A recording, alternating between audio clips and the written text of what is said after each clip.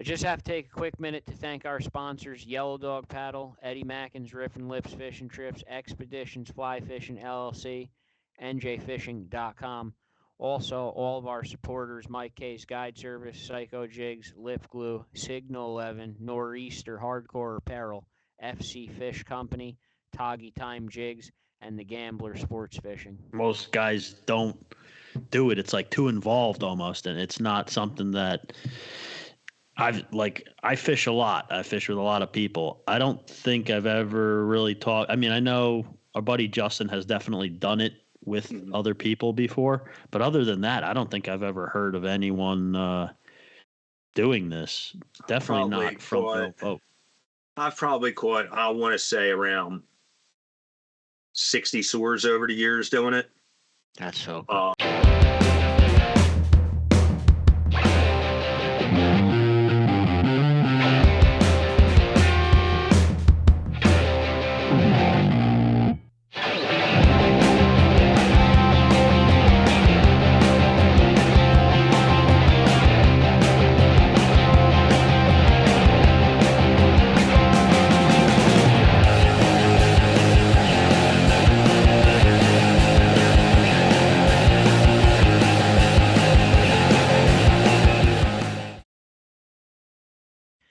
Eddie Mackin's Rippin' Lips Fishing Trips, Lake Apacon's premier guide service. Everyone knows the legend of Eddie Mackin. If you want to fish Lake Apacon, Eddie Mackin is the man to fish with. If you book Mackin's Rippin' Lips Fishing Trips, you're also guaranteed to fish with Eddie Mackin. He's offering the red-eye trips. If you could only fish by yourself, he'll find another angler to go with you, and the pontoon boat rentals are available. All for this summer, and if you book now by April 1st, he knocks $50 off your trip. Call Eddie Mackin today. Hello, and welcome to episode 94 of the NJ Multi-Species Podcast. I am your host, Joe Santiago. As always, my partner, Chris Pereira. What's going on? There he is, all excited and happy. Tonight's guest, Captain Tom Daffin, Fishing Fever. We got to fish with Captain Tom this past season. What an experience it was to fish on that boat, thanks to our last guests, Garrett and Frank Mahalik. But we'll talk more about that. Chris, ice fishing season came to an end. You were basically there to witness the end of it. Well, no, okay, I know you're going to yell at me already. Go ahead. I'm not going to yell at you. I'm just saying, my buddy Jim was out today, still. Okay. It's possible you could still ice fish even tomorrow. Now Wednesday, this'll already be aired, right? So we're talking this past Wednesday by the time this is out. But we got some like pretty bad rainstorms coming. That will be the nail in the coffin for sure. But yeah, we got out. We got out one more time. Me, Chuck, and Alex. Had an awesome day. I mean, we caught a lot of fish. Multi-species mayhem, right? But so coming off, and now keep in mind, it was freezing cold all day, like freezing cold. Like the holes were freezing over. Probably the second coldest morning we've fished all season, if not the coldest. Windy, cold. The wind, though, right? So there was a little bit of open water around the edges, and we got on no problem. When we were going to leave, you saw the video. When we were going to leave, the wind, because the wind was blowing that little open water all around the edges, there was no more edge. Even where we came on, it had sunk, right? So you're talking, 6 inches of water, maybe, like not like you're gonna drown. Obviously, we're just trying to figure out how to get out without getting wet or whatever. But Chuck and I had cleats on our boots, so we were able to kind of take one big hop into the water where the ice was without slipping and hop out. Alex didn't have any cleats, so he was. You got the video of that, right? Yes, I did. I'm gonna put it out. It is hilarious. Is it funnier than the video of you sleeping / dead on the ice? Dude, I didn't realize I was out that cold. Like, I'm out cold. I don't know if anyone watches this crap and thinks that, like, we plan any of this, but, like, that's legit. Like, I look up and I don't see you, and then I realize your body is next to your sled, just, like, starfished. I kind of tried to, like, lay down behind my sled so you and Dwayne wouldn't see me. That was the whole point. I couldn't see you from the other angles. Only when I went to the other corner that I realized, okay, he is over there. He's laying down. I'm like, I'm assuming you're asleep. I walk over, kick one of your tip-up flags up, and start yelling, "Flag, Joe! Flag! Flag!" Out cold. You That day did not sucked. move. That was a terrible day. Oh, it wasn't. Yeah, it was, wasn't it? No. I mean, it was a slow start, but we went there late because we were going to fish the night. So, yeah. It didn't end well though. Nah, well, we didn't get to fish tonight, but no, it was I caught a nice bass, caught a couple other fish. I mean, it was slowish, but that's what you expect. We started in the middle of the day because we wanted to fish into the night. But yeah, dude, I worried for like a second because so you didn't move. So I walked over thinking like, is he okay? And then like I kicked you twice, I think. The first time I kicked you, you didn't move. And I was like, if you didn't move the second time, I think I would have like had to pull your like stupid face buff off and like see if you're actually breathing. My face buff's gone. Like it's lost. It blew out the back of your pickup truck. Probably. They had the njfishing.com meet and greet on Lake Pacon. I saw pictures. A bunch of guys went over there. That's cool. I missed that. I was at Medieval Times with the Girl Scouts. That was great. Jerry Zagorski just got back from Florida, sending me a bunch of pictures of alligators. And so, yeah, he's back finally. I don't even know. He's been gone for a while. Did he fish or just mess with alligators? I think he was fishing, but the alligators kept bothering him, and I don't think Ruth wanted him near the alligators. She kept hassling him to get away from the water. So yeah, no offense to Jerry, but I don't know if he moves faster than an alligator anymore. I hope not. I hope he does, but yeah, he's home alive though, so he made it. All right, we'll take it. Other fish news: Gambler. The Gambler trip. Last episode, we said buy them very fast, and it kind of was even faster than I thought. The trip sold out already. You know what's funny about that? What? You told everyone on the episode to buy them fast, right?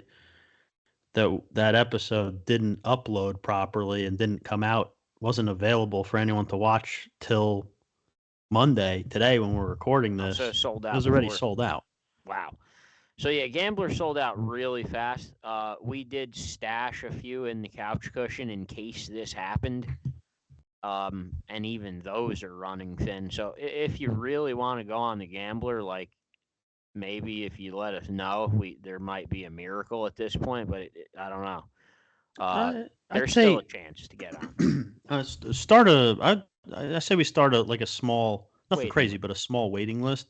Yeah, people are gonna, there's unfortunate events that'll happen, and people won't. Last year, a couple people couldn't make it last minute, and a couple other people actually ended up getting to go free in their place. I think this year it's going to be a little bit harder for that to happen, but yeah, if you really do want a Gambler ticket, email us, and we will definitely try to work on it and see what we could do. That's going to be fun. I hope everyone does make it there. It's going to be awesome.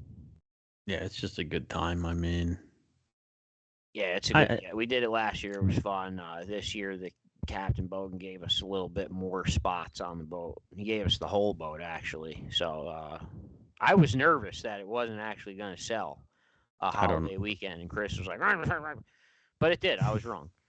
So yeah, email us if you want to go on the Gambler sea bashing trip. Send us an email. Looks like Captain Tom Daffin's about ready to come in. Deuce, can we get him in?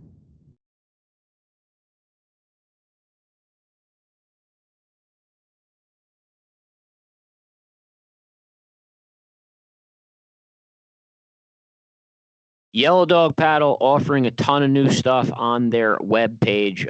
Mike's now offering lessons. If you're interested in buying your own boat and setting it up for trolling, he'll show you how he sets all that up on his boat. Basically, lessons on everything he does. He's going to start trolling Round Valley this month. He's available now, actually. So Yellow Dog Paddle, also on the website, offering a frequent flyer type program, great for retirees. It's like 3 or 4 trips you could go on, all at different seasons and times of the year. Check out yellow-dog-paddle.com.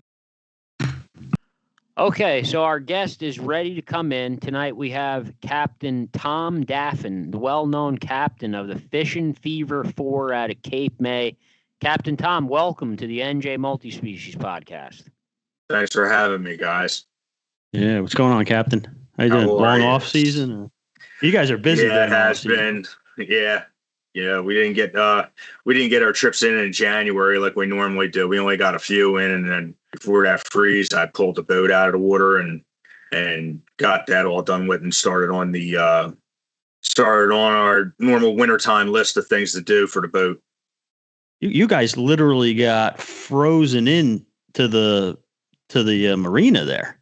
No, we did. We had a lot of ice in there. We had a lot of flow ice that was coming down out of the Delaware Bay and was actually coming down the canal and wound up like starting to lock up the harbor. It was in and out according to the tide. So the way it works, you just couldn't time yourself trying to run a trip where you got both incoming tides to try to be able to get back to the dock. Oh yeah, I bet. And it was crazy because up here, like in northern Jersey, we were trying to get like our ice fishing season started, and because of the wind and stuff, we weren't getting a lot of options really at all to ice fish. But like our Tog fishing trips were getting canceled because the boats down there were frozen into the marina. It's crazy. Yeah, absolutely. Yeah, that's one of the joys of wintertime fishing. You got to deal with the ice. You know, we've been fortunate at the lake the last like 5 years. We haven't had to deal with this kind of thing. You know, so we were kind of due for a tough one. You know. Yeah. I mean, should I just start throwing? I have so many questions for you from the internet. Are they all blackfishing questions? There's like 700 questions. Captain Tom, do you have any open dates? That's the first one. Like, no. That probably just eliminated 699 questions for you. Yeah, you cleared most of them. What's the pressure feel like to run a boat like that? It's a very hard boat to get on. It's basically impossible to get on. And then when you finally do get on it, your expectations are very high. That puts a lot of pressure on you as a captain. I am one of the people that got on your boat and walked off amazed. But I'm sure that you can't guarantee that every time. What kind of pressure does it put on you to, have that kind of reputation behind you and that boat? Well, I try not to let that affect me. I really do. And I tell people all the time, listen, just let's go out and go fishing and see what happens. It's not, you can't put yourself in that kind of position because and make the expectations so high for your charter, because before you even go, then all of a sudden you're already behind the 8 ball. Or no matter what you'll do short of a 30-pound fish, it's not going to exceed their expectations. I've had plenty of people call me and they're like, yeah, we catch all these, 8, 10, 12-pound fish. They're beautiful fish. They're big Tog as far as I'm concerned. They're like, yeah, but we want to come down and catch those 15s and 20s with you guys. I'm like, call somebody else. I'm like, you already set the bar way too high. You're not going to have a good trip. I don't know what to tell you. Please just do us both a favor and try another thing. Because when people start, like, everybody has a shot. I don't care what boat. You got a shot at catching a big fish. You got a shot at catching a state record, a world record, whatever, or your personal best or whatever. And yeah, all right, I fish a lot. It has a lot to do with soak time. It has a lot to do with areas that I fish sometimes. But, we're also fishing in cold weather, rough weather and stuff. And sometimes you just can't get to those places. So just go fishing for the day is the way I look at it, and see what happens by the end of the day. Yeah, it's almost like what you said, like they set the bar too high already and nothing else is going to satisfy them. And I know when we got invited on the trip with Fish Finders and Frank to fish with you, we were definitely excited, but I didn't even see the date. I just saw the name of the boat and I said, yeah, I'm in. Yeah, we said, yeah, for sure immediately. And, but it's hard for me to imagine setting this bar where, like, if I don't catch this big fish, I'm not going to be satisfied, right? You're going fishing. You know there's a chance you can catch a big fish. You know you're with a captain that knows what he's doing, but like it's just a great time. And I know Joe's probably going to make fun of me because it was the first drop I got that big one, and so I was like, but I'm telling you truthfully, hand to God, without that fish, that trip was still awesome. Like we caught a lot of fish. There was a lot of nice fish. Like everyone had a great time. Take that fish out of the equation, and I still had a great time. And I say this all the time too about some of the captains. And there's a lot of good captains out there, but there's not a lot of good captains that are also fun to fish with. And you're just a good time. Like there's a lot of salty guys out there, and I'm sure like any of us, you have a bad day and or whatever. Maybe you're not a great time every time. None of us are, but it's just it's really refreshing to just be able to fish with a captain that one knows what he's doing, and two like has a good time. Not yelling at people or whatever. You know what I mean? You know what I mean. Oh, well, I'm the first one to break stones on the boat. Like, you miss a bite, I'm like, you suck. Come on, man. I'm doing all this work, But that's what makes it fun. When it comes to blackfish, and like blackfishing especially, like there's other tough fisheries. Like, sometimes you got guys that are just better at jig and fluke than some other guys are. Guys that are better at, free lining for tuna fish or jigging tuna fish than the other guys are or whatever. But when it comes to blackfishing, that's the top fishery where I can do everything right and put the boat in the exact right position. If I don't have the right anglers with me, it ain't going to happen. So that's another reason that like I have these phone calls, guys wanting to go. They just want to go trophy hunting. All right, fine. That's all well and good. Well, how much trophy hunting have you done? How many times have you gone on boats that were just specifically going hog hunting where like you're trying to fish in cold water situations where you got a scratch, shitty bite going, and, you really got to work the fish into it. If you don't have the right guys to do that kind of stuff, then you're going to have a bad trip no matter what. And then all of a sudden they're disappointed. I know what should have happened and didn't happen. Then I get disappointed at myself for it, but there's nothing I can do to control it. I'm not trying to pick on an angler or something either here, but it just shows you the difference between how much experience an angler has and how much they don't. And these guys that really want to go and they want to go catch a 20-pound fish and all this other kind of stuff, they have to realize that they got to put their time in, because it's not just something that you automatically pick up and learn. All right. It's a different type of fishery that when you're just straight trophy hunting, fishing big baits and fishing in cold weather and how to adapt to the different type of bite each day. And I know like you could find the video on our channel, or it's on Fisherman Magazine, shared it too, where you actually took my rod out of my hands and got the fish out of the wreck, I think it was a rail car. Yes. Yep. But yeah, I hooked that fish. I felt it go into that wreck, and I had absolutely no idea what to do. The line was about to snap. You took the rod and you had the fish out of the wreck on video within about 4 seconds, which was like, I was like, holy shit. So basically, if you get a crew full of Joes, you're screwed. You're not going to go fish offshore. There's no reason to, because like fishing in 120 foot of water is totally different than fishing in 60 foot of water. It's just a totally different bite. It's a totally different way of fishing. It's much more difficult to fish out in the deep water. So if I have got it, most of the time I know who the guys are that are fishing with me and whatever have you. So I know what their skill levels are, and be like, look, we're going to stick to the shallower stuff today because you guys might not be as experienced. So let's have a good time and go catch a bunch of fish. Hey, we caught a 20-pound fish this year on the Cape May Reef. I mean, nobody was more surprised than I was, but I mean, I've caught a lot of big fish in there on like Cape May and Wildwood and a couple other little inshore hangs we got. We've caught tons and tons of teenagers in there, tons. And people just think that you have to go deeper. You don't always have to. Right. And I was going to add, you made me think of this because I was going to ask you this. I noticed most guys running a 6-pack like that, they have a mate. Mhm. And now when we fish with you, and obviously Joe and I were the only guys you hadn't had on your boat yet. So you knew the other guys, you knew they all knew what they were doing. Mhm.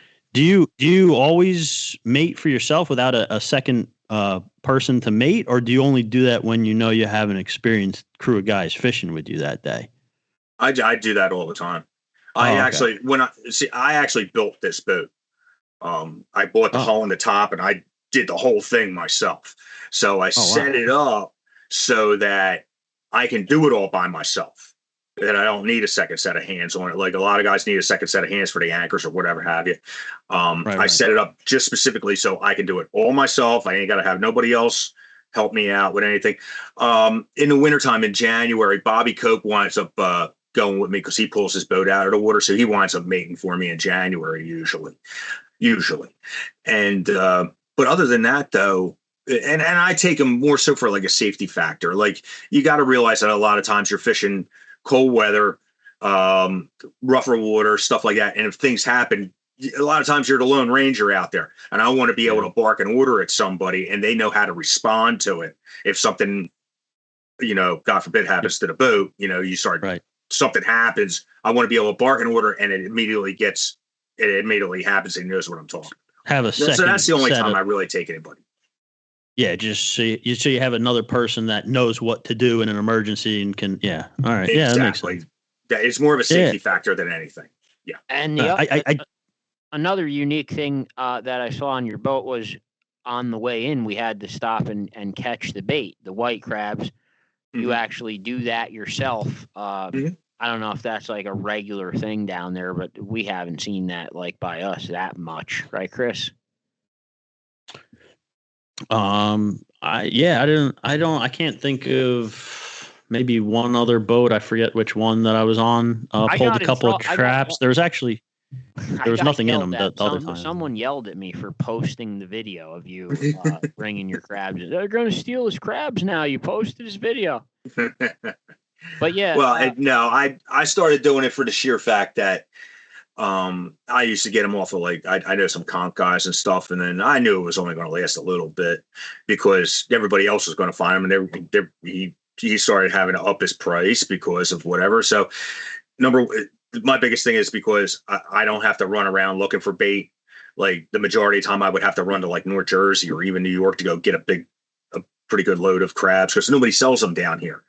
And it's really not even the cost factor. It's more like the time factor, so I just started running some pots myself so that I can have, my own bait there and I don't have to go looking for it all the time.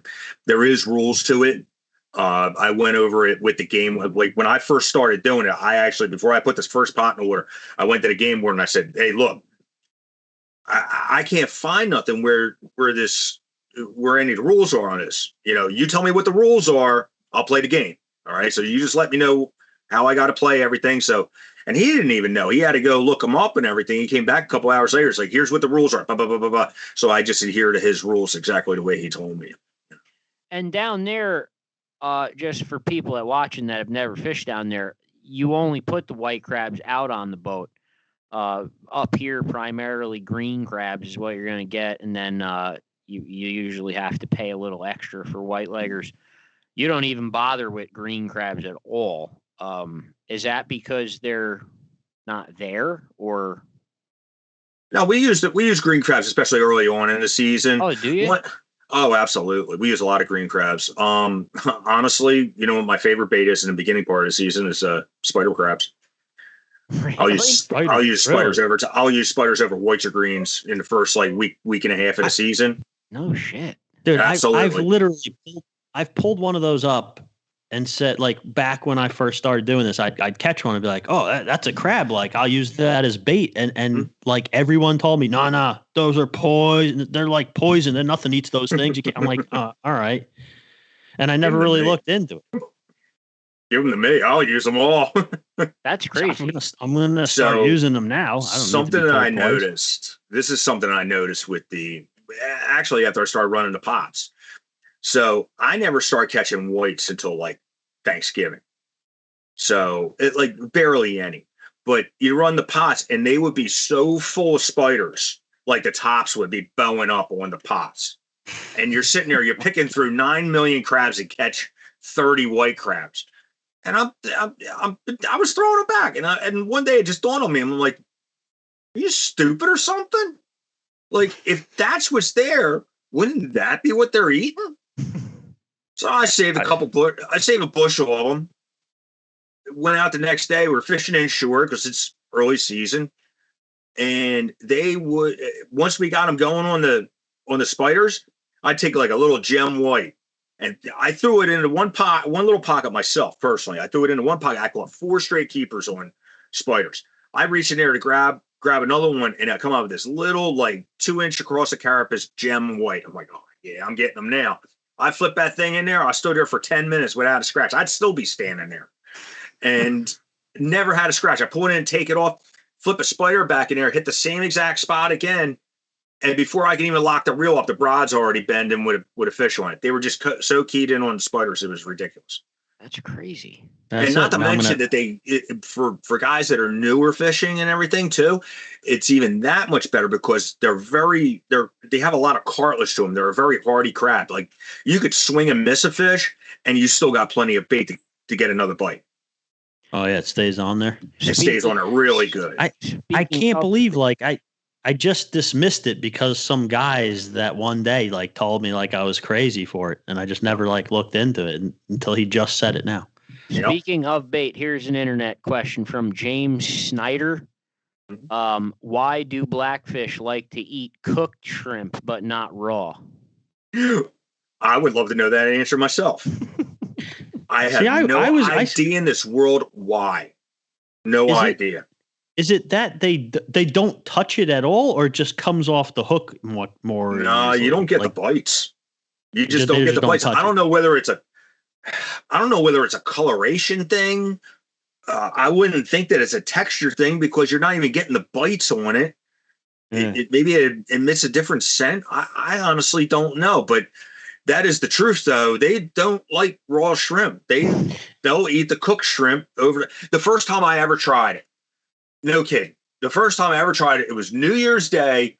I literally brought half of a cocktail shrimp ring that was left over from the night before from my house. Still had the cocktail sauce in the middle of it. Took it, and they're like, oh, yeah. And they started eating it. I'm like, whoa. That's the bait. They're looking at me like I'm cross-eyed. Like, what are you talking about? It's like, stop eating the bait. Stop it. I want to try this. Damn, we were railing them there for a little bit because it just so happened to be that year we were dealing with a lot of cold water, and that's the only time I would use it is under like extreme cold water situations. Yeah.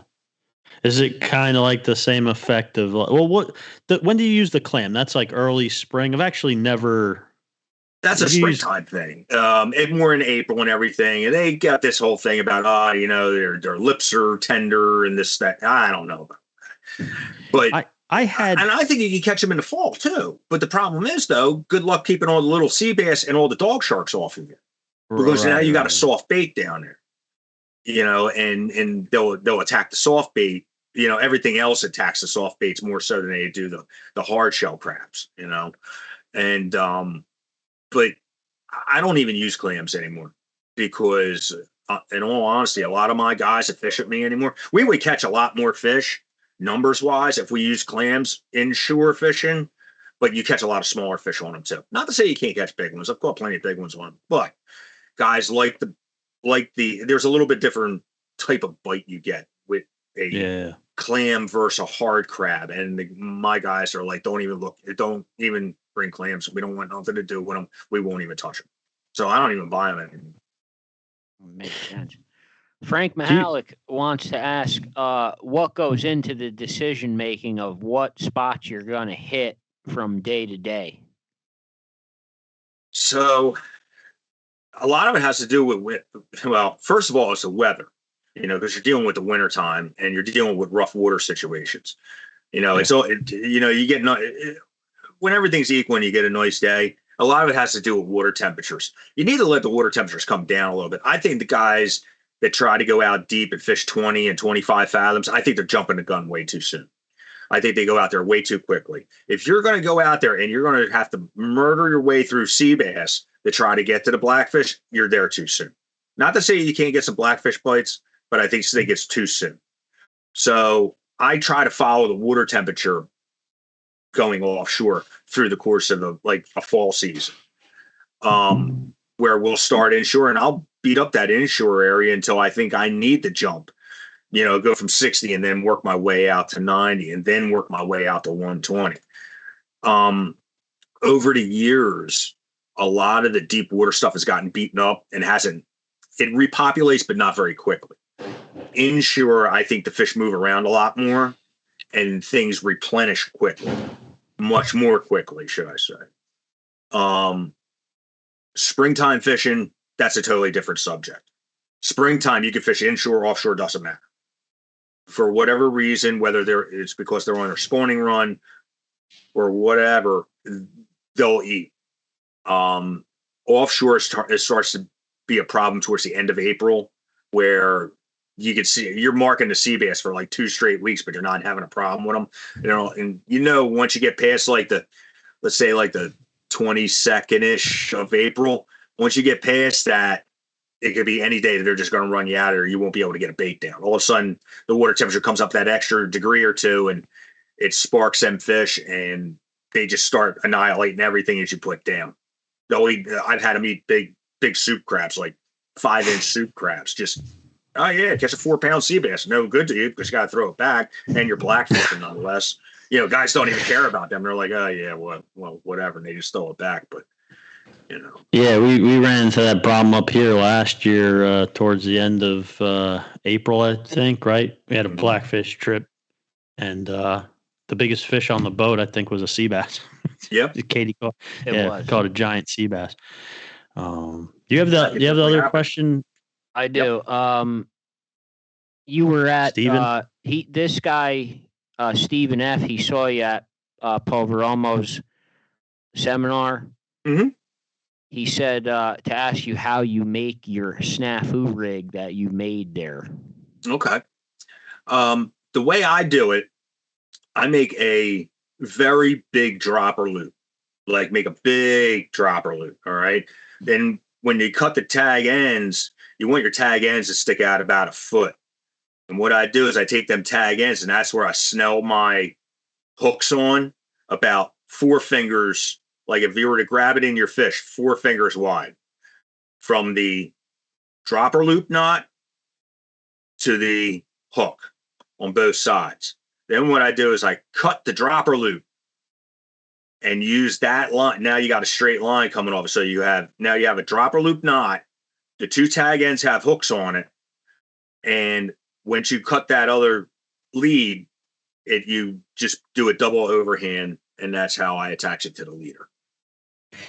And then he was also asking about the size of the line on the leader there. He's asking, and I think I know the answer to this question because I was fishing right next to you that day on the boat. Mm-hmm. He wanted to know how line shy you think the Tog are, and what kind of line size do you use on there? Well, to each their own on that one, but what I do is I would rather be able to wrestle a fish out once I get the bite. So these Tog can be slightly line shy, but I personally always use 60 or 80 pound line. And 60 only if I'm fishing in 60 foot of water or less. All right. Once I get out to 80, 90 foot and deeper, everything's 80. 80 pound leader, 80 pound top shot, 80 pound braid. And put the drag on murder. Yeah, he was murder. I said I knew the answer to the question because he was using, I think you were using 80 that day right next to me, and it didn't seem to affect him. I mean, he was getting bites just like anyone else, The last part, the same email is if you use a cheater hook on your jig setup. I do. I use a cheater hook. Yep. I don't like the slide hook on there. Just because I don't like slider rigs. I've seen a lot of big fish broke off on slider rigs. So what I do is I put the jig on the leader. and I tie a dropper loop with the jig on there, but to make it really super tight dropper loop, like as tight as you can get it. So you might only have a 1/2 inch of loop there.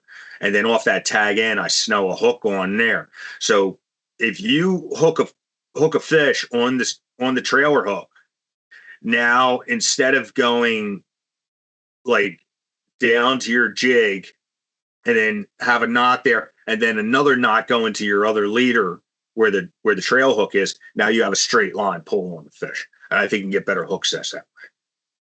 That's pretty cool. Makes sense. Yeah. It does. I know a lot of guys that use that slider hook on there with a lot of success. I can't bring myself to do it because I can't stand slider rigs myself. I've seen a gazillion big fish broke off on. I've seen more big fish broke off on them than big fish caught on. Really? Because what happens is they get hooked on that. If you measure your leader that you're going to put on her, and let's just call it 15 inches, and you hook a big fish and you break it off, you bring it up, and I'm going to tell you right now, you're going to have 15 inches of leader left because you're going to break it right where the sliding hook meets the other hook, the fixed hook. Yeah. That's where you break them out every single time. That's why I'll either fish a single hook or I'll fish a snap fit, one or the other anymore.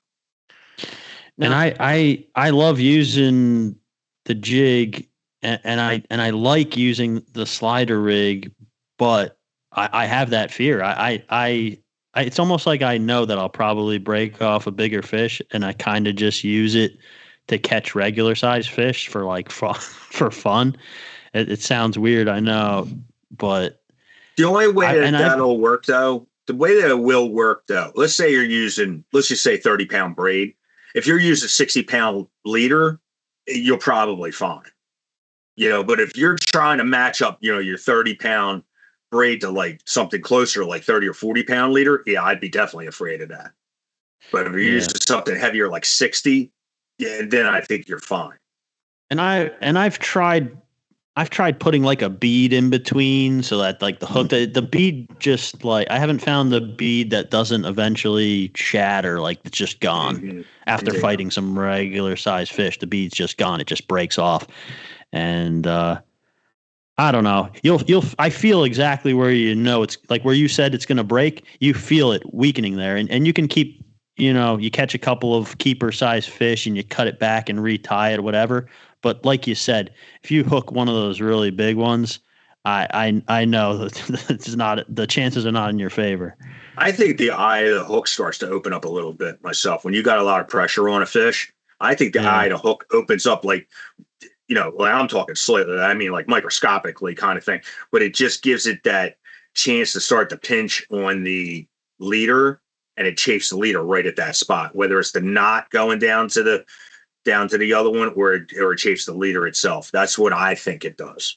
So now I wonder now that you mentioned that, I've seen the hooks where like that part there is welded shut. It's almost like it's a completely closed circle. I wonder if you think that would solve that problem? That would be completely fine. If you could find a welded eye wire hook like that, an octopus style welded eye hook, I think you'd be fine. I wonder if that exists. Well, Joe's a welder. I don't know. I've Joe, never been able to find one. No, I can't. Joe, can you hook? No. Why not? Well, the welded eyes are all like they're more so like they're the cadmium plated tuna hooks and stuff like that we use for trolling. They're a welded eye hook. There you go. Well, we promised we weren't going to bore you the entire episode with Blackfish because we know you don't want to keep talking about Blackfish. You want to talk about... He mentioned tuna. Tuna. The Fishing Fever also does tuna. Expeditions Fly Fishing, Joey X. He's now booking trips for this month, March, servicing the Catskills, primarily the Delaware River, the branches, East Branch, West Branch. Also accommodates wader fishing in the Beaverkill, Willowemac. A lot of good trout fishing in the Catskills. He's our first guide that we have officially licensed in New York. Drift boat trips and wader trips. Expeditions Fly Fishing, Joey X. Check him out today if you're looking for a spring trout trip. We do a ton of tuna fishing in the summertime. Anywhere from we usually start around the 1st of June and we'll fish them all the way through. Hopefully, this year we went into November with the bluefins because we had such a phenomenal bluefin fishery this year. and we could have kept going into January. Honestly, I mean, if we, Wow. but the problem was I was booked every day with the Blackfish, so I was, I wasn't upset with that, but And you were telling but us though, your roots and background come from tuna fishing. That's what you came from mostly. that's what I grew up doing. I've been with my father since I was 7 years old. That's what we did.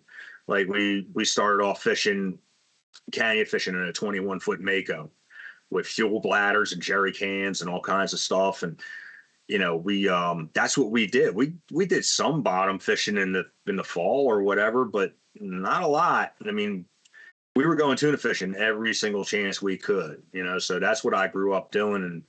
And that's really that's probably my most enjoyable fishery is tuna fishing. We did have some luck this year it was a tough year this year overall with the yellowfins, but we did do pretty good with the big eyes this year. We took a real good paycheck in the Big Fish Classic this year out of Ocean City, Maryland, and I had a kind of a slow week there in August, and I got talked into doing the Beach Haven White Marlin Invitational. And I'm glad I got talked into it, honestly, because we caught the only two big eyes in the whole tournament. We took the biggest paycheck by times two with everybody else. Even though it is a billfish tournament, the tuna is really what pays a lot in that one, and we did very, very well in that. That's awesome. That's awesome. Yeah. Now, I hear guys all the time say about pretty much every fishery, right? Oh, it used to be so good. Now it's not as good anymore. I don't really know anything about the tuna fishery down there. I don't even know that much about the tuna fishery up here, honestly. I go out with some buddies every once in a while, and it's almost like not a secret society, but you've got your buddies, you call on the phone. Oh, they were here, they were there. Not a lot, you don't see posted reports about where the tuna fishing is good, right? You have to rely on a couple of friends for when you're traveling that far to go after them. But what I wanted to ask you is, well, the tuna fishery down there, like, since you grew up doing it, is it like everything else? You hear guys complain, oh, it used to be so good, now it's a struggle, now it's not good. Is it kind of the same deal? Oh yeah, it's definitely taken its hits over the years. Like, when I was growing up, you'd hear guys on the radio talking and be like, oh, I got 5, I got 9, I got 6, I got 11, blah, blah, blah. We were talking about 50-pound yellowfins. It wasn't that, all right, we're talking about anything else. They were 50-pound yellowfins. All right. There wasn't no rats. There wasn't no such thing as like a short yellowfin back then. We were 50 pounds. As far as I knew, they were born at 50 pounds. That's all I knew about yellowfin fishing.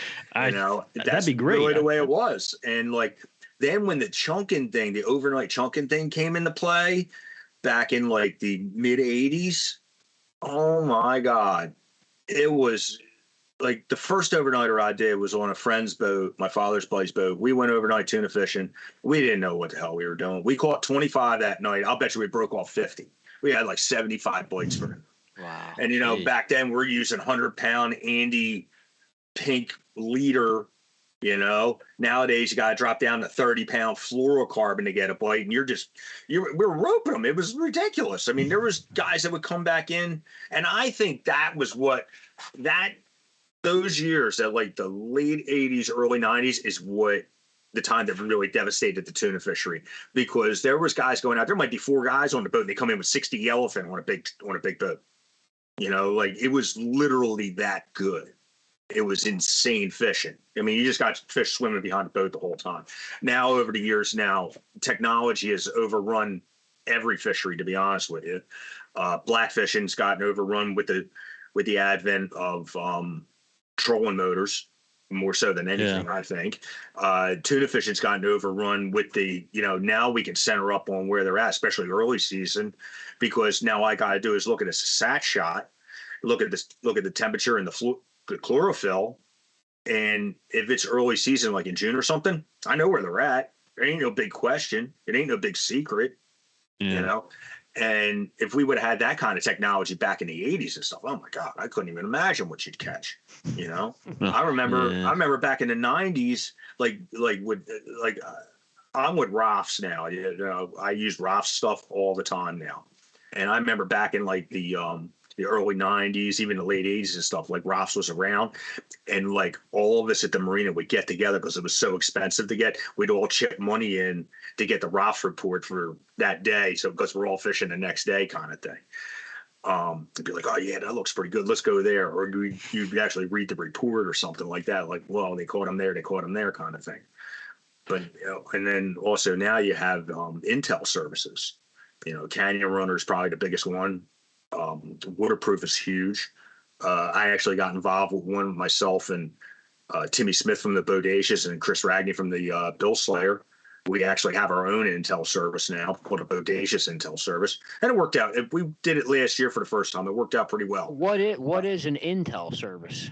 So in other words, what we'll do is, so it's mainly me, Chris, and Timmy. And then we have all the other guys involved in it. And we had, they're able to get a hold of us anytime they want. We have Starlink on the boat. They can pick up the phone and call us to find out what's going on. Or we post reports. We have a private Facebook page that you have to be invited into for it. And, we put up our reports where we're at. We'll even put a report up while we're out there. It might be 9 o'clock in the morning. Like, yo, I got 5 in a boat and fighting 4 right now. Here's where I'm at. And give them the numbers to it. So it helps people out, whether they're fishing the next day or if they're even out there already. I mean, that's pretty cool. Actually, I didn't realize anything like that existed. Maybe I'm oblivious to it. They don't want you to know it. They don't want you to know about it. Well, they want you we do charge for it. So yeah, we want you to know about it. Oh, well, I don't have. So it's actually a service you call and pay for, and you yes. can get the information. That's actually pretty cool. Mm-hmm. I've also done a few videos on things where, like, teaching the guys how to do things. Like, one of my big things is, like, I was one of the original guys up in the Northeast doing this daytime sword fishing and stuff. And I'll tell the guys exactly how to all do it. And I did a few videos on rigging the squids. I did videos on how to harpoon fish, like how to rig a harpoon and how to throw it and stuff like that. Because I always use a harpoon on swords. And then it helps you with every other fishery too, whether you tuna fishing, big eye fishing, whatever have you too. So cool. If someone wants to sign, give the name of this in case people want to sign. Am I the only one? I mean, I don't know. I didn't know this existed. It's the Bodacious Intel Service. They can either get a hold of me, just Google it, or they can just get a hold of me, or get a hold of Timmy Smith on the Bodacious. He's the one who wanted to start it, so we went with his name on that one. That's fine by me. Okay. He wanted to get us into it, so we went ahead and went with that. And you guys cover about what, like north? We actually cover a lot more than what you would think, because just from it's not just what we're doing too. It's also guys that we work with. And people who aren't even involved in the service, but we know what's going on up and down the line. Like, I talk to guys up as far as Long Island, what's going on. And we talk to guys as far down as Ocean City, Maryland, what's going on, or even Virginia Beach, what's going on. So if we know something that's going on, I'll even put it on the day before, like, especially if the only time I don't tell nobody none is if I'm tournament fishing. And I'm sure everybody understands that. All right. But other than that, if I'm just charter fishing, I'll be like, I'll pull out a dock at, whatever, 2 o'clock in the morning or something, be like, on my way to the Lindy, or on my way to the Wilmington, or on my way to 19 Fathom Lump. I'll let you know how we do. Call me on this channel or whatever kind of thing, or give me a call on the cell.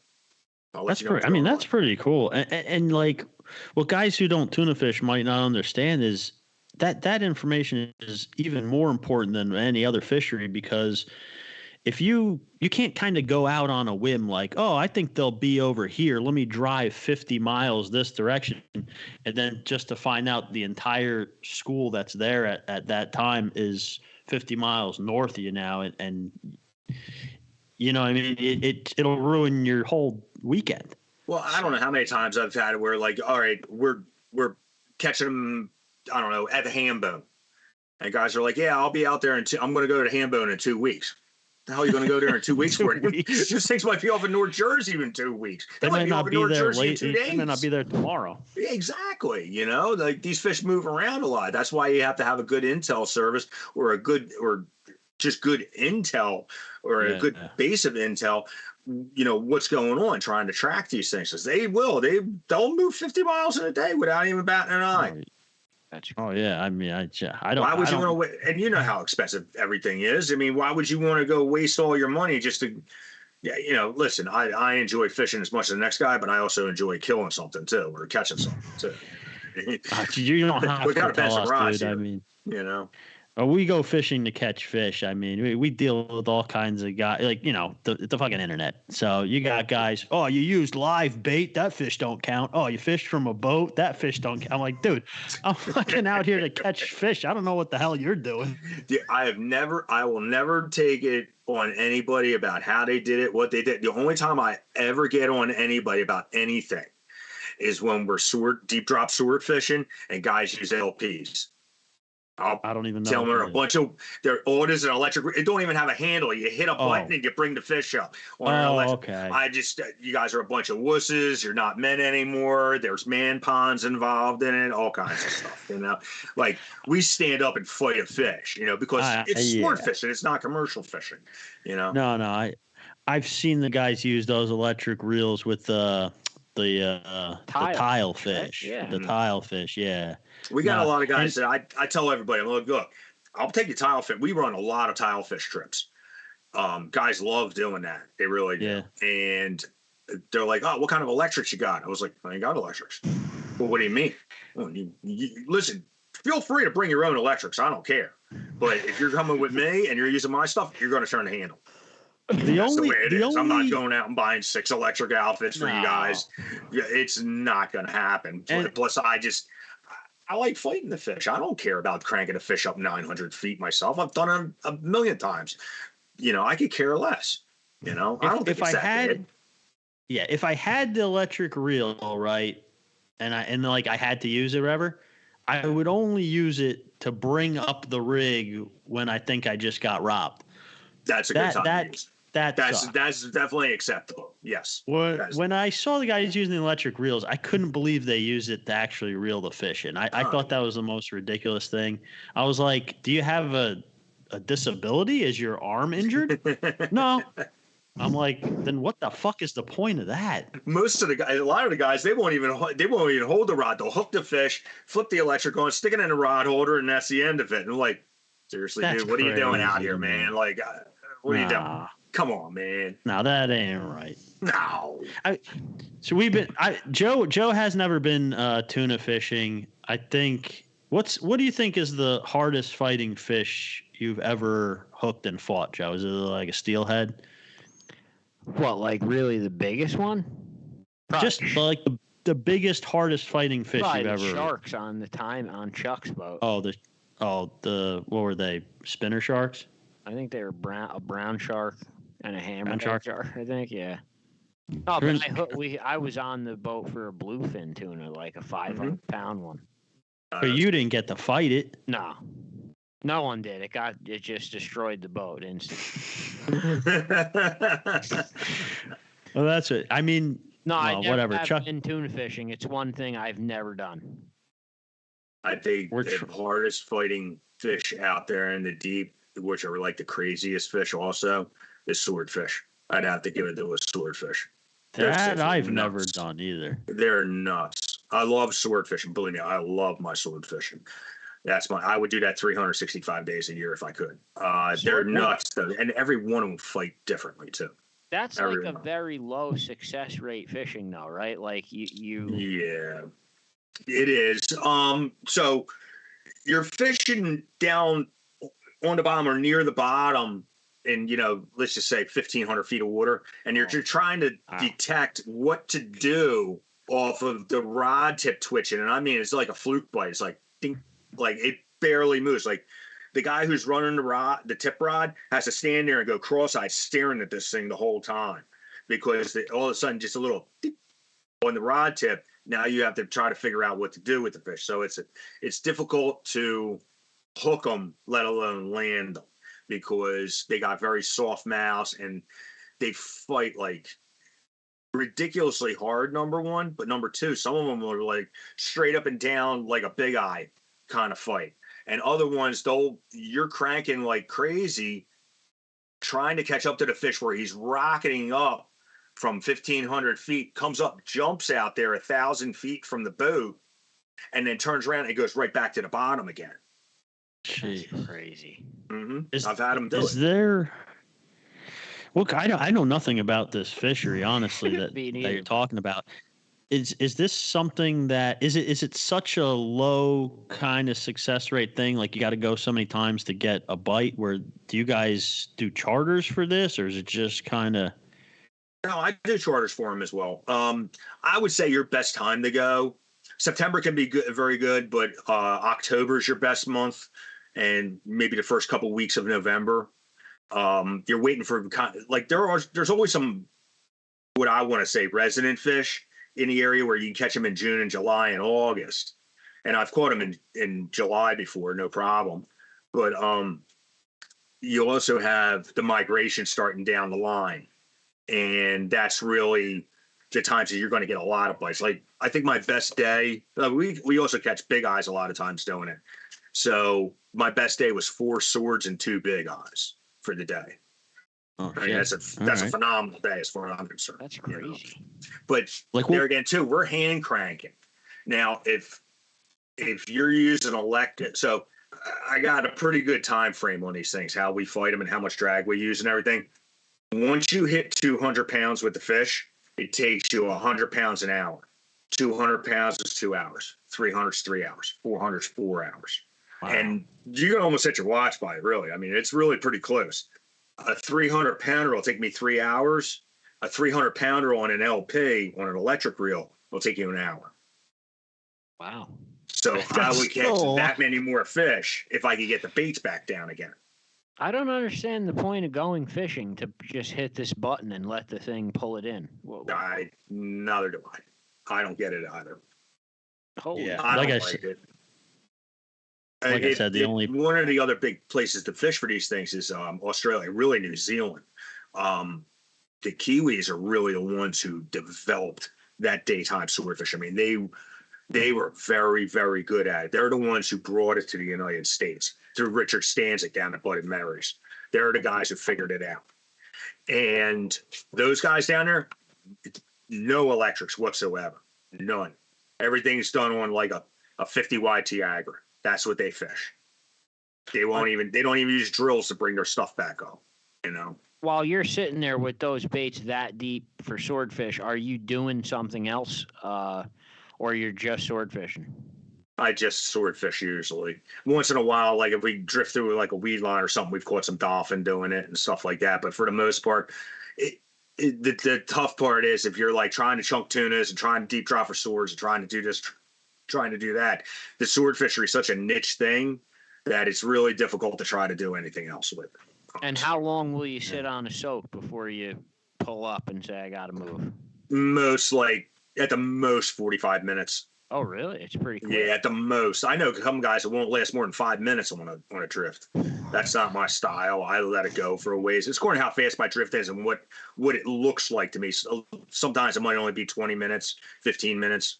Because what happens is a lot of times, like once you get into this fishery and you start realizing what it is, and I mark all my bites, and you'll start to find clusters where these bites are coming from. And I think it has to do with the bottom type. And I think that has to do with more fisheries than we know, honestly. Why the big eyes always go down and get into the notches of these canyons. You know, I think it has to do with the bottom type. I don't think it has anything to do with the notch of canyon. I think it has to do with the bottom type. Look at tilefish. If you don't find the right kind of bottom, you're not going to catch a tilefish.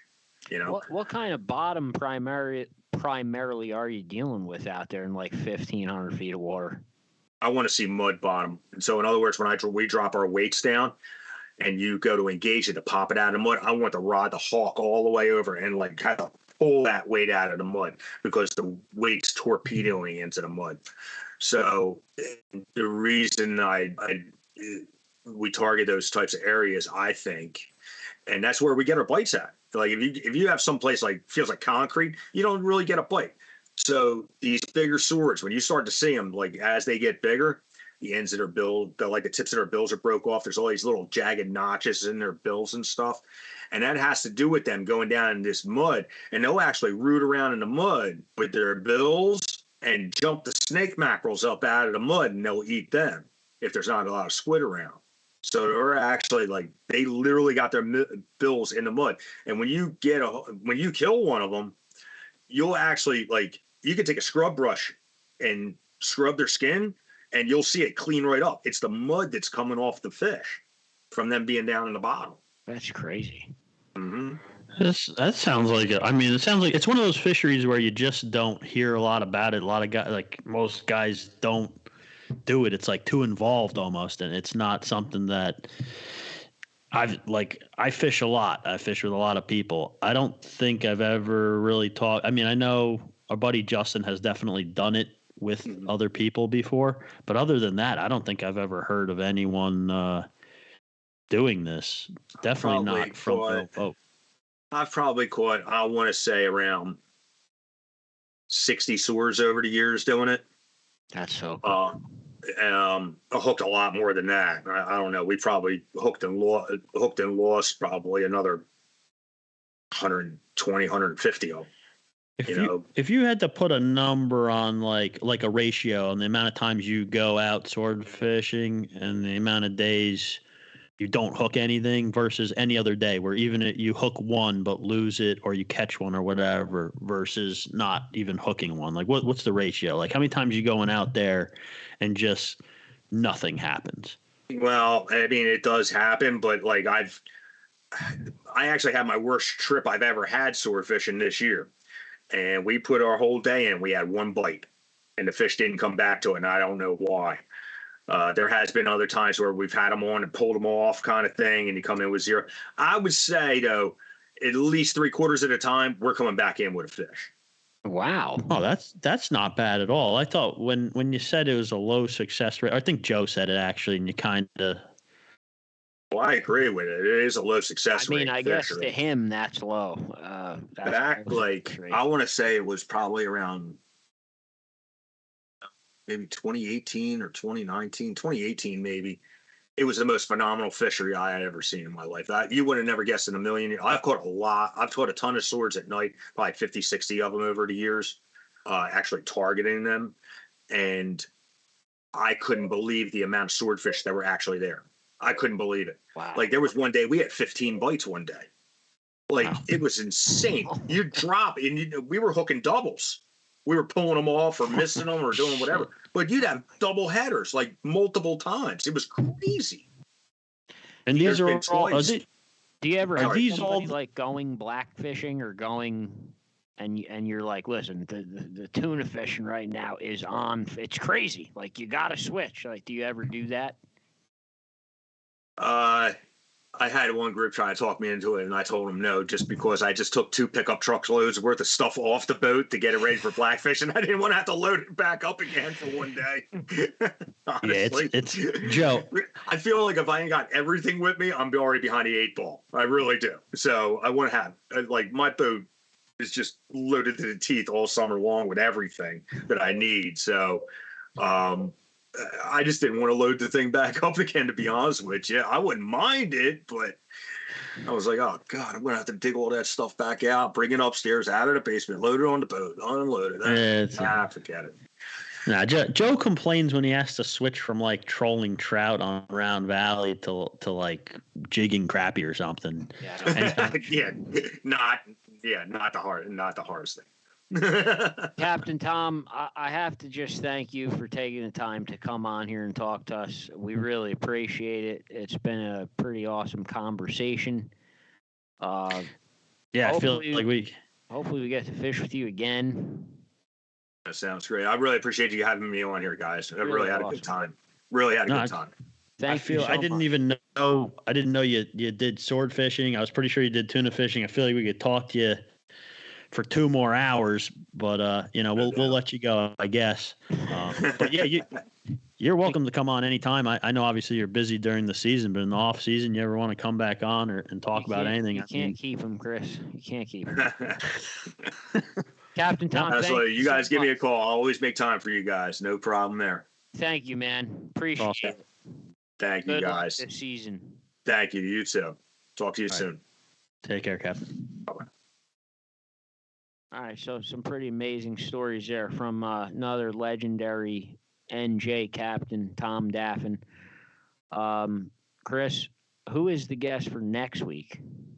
So next week we got remember Roger I, we had him on. Roger I, the Yeah. fisherman, Mr. Roger I. Yes, I do remember him. Yeah, so it was, that was probably one of our It's I up think that was our second biggest episode. very popular. New Jersey's riddled with these surf fishermen.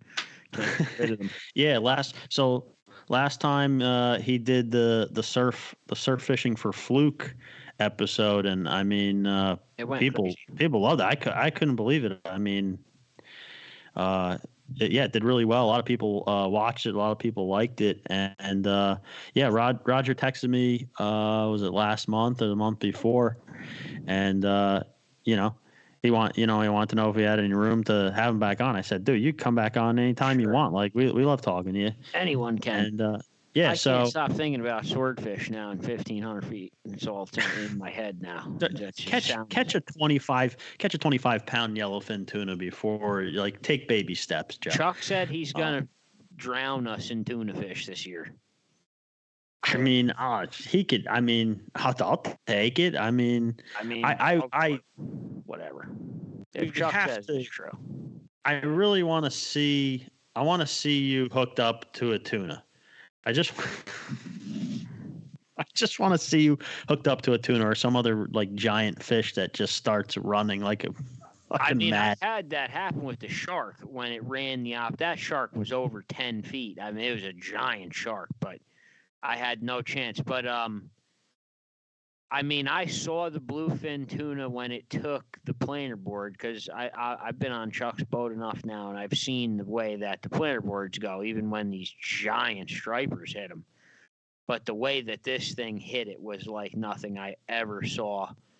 The speed of the planer board across the surface was almost scary. Like it was just. Oh yeah. It was going so fast. It was like strapped into a rocket. Oh, and Chuck just grabbed the rod and the reel exploded. Like you heard the line snap from 7 miles away, like a gunshot, and it was gone. Yeah.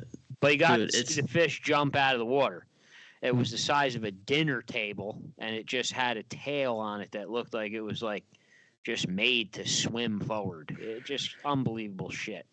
Yeah, if you've only ever caught, like if you've only ever freshwater fished, not including I guess like a sturgeon, but I saltwater fish a lot too. I never had friends that really did that. I never had anyone call me and say, "Hey Joe, you want to go tuna fishing?" Most of my friends that have boats, they're all inshore guys. It's just something that never came up, but it's an investment for sure. Like, well, he makes a couple of friends from him. What? I mean, I've heard nightmarish stories about people spending all this money going out on trips. They catch nothing, or they get like Mark Medusky he spent a ton of money, got stuck in some horrendous storm, and then he never went ever again. Sold all his shit, never went back out. I hear stories like that. You know what it is? It's tough to do a charter, like to get it. Oh, let's do a tuna charter in New Jersey, especially because now you're locked in for that day, right? So if the weather, as long as it's not dangerous, you're going out, even if it may not be the best conditions for tuna fishing. If it's safe, you're going out because you have unless you have a captain that is willing to reschedule or cancel a trip just based on the fishing not being good. But there ain't too many guys that'll do that. And you can't blame them. That's their livelihood. They can't be doing that. You talk about a place like Cape Cod, maybe you have a better chance because the fish are so much closer a lot of the season. You have a much better chance of not running into that problem. But here in New Jersey, I mean, most of the time, besides this like inshore bluefin bite that we've been having, you're you're taking a chance with a charter. You're much better off. Like if you have a friend and your little group of guys and you all have the ability to, oh, we got some information. Can everyone take off work tomorrow and let's just go? Like last minute type of thing. That's your best bet, really. And look, now you have these guys you could just call and pay the fee, and they'll tell you whatever you want to know.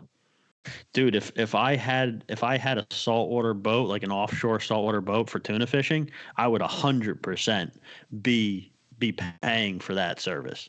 That seems priceless to me. It really does. I'm surprised that they even give it up. Like, but that's cool. Might as well make money while you can. Yeah. So we will be back next week with Roger We're not going to talk. Just to be clear, we're not going to talk about surf fishing for fluke again. It'll be other topics. Just to be clear, we're not going to talk about blackfishing. We're going to not talk about blackfish for like 2 weeks.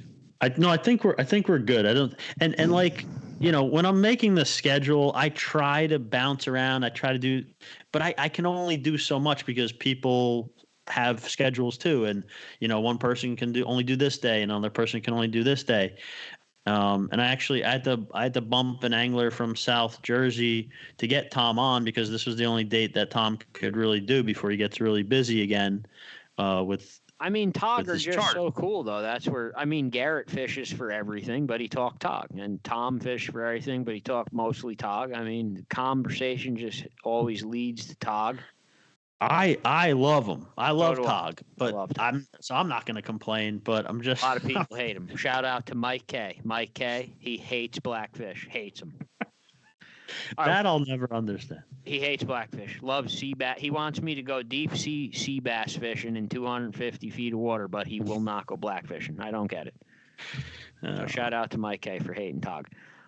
We will be back next week with Roger. Everyone have a great week, and if you do go ice fishing, be very careful because we do not recommend it at this point. Well, yeah, I think you're gonna have to go upstate. By the time you hear this, you're gonna have to go upstate New York if you want to ice fish, maybe Northwest Pennsylvania somewhere. But yeah, be careful. And yeah, I think New Jersey ice will probably be shot after the rain we just had. So. All right, so we will see everyone next week. Suffer for the fish.